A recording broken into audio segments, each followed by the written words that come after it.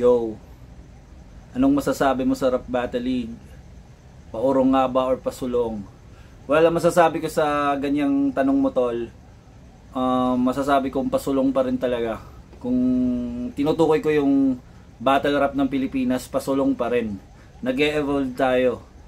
Nag-e-evolve tayo in such a way na kung mapapansin mo yung mga MCs noon na bumabattle pa hanggang ngayon, kung mapapansin mo, nag-adapt din sila, nagbago rin sila, may makikitaan ka sa kanilang bagong estilo, nag-a-adjust, kumbaga, nag-e-evolve, parte ng evolution yan. Siyempre, palawak ng palawak yung battle rap, yung understanding din natin, yung pag-intindi rin natin sa mga bagay-bagay in the context of battle rap, dapat mas malawak lang din.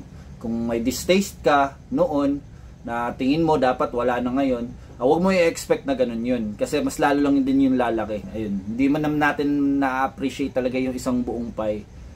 May parte talaga dyan na hindi natin gusto. Pero overall, ayun, pasulong ang battle rap ng Pilipinas. Yes.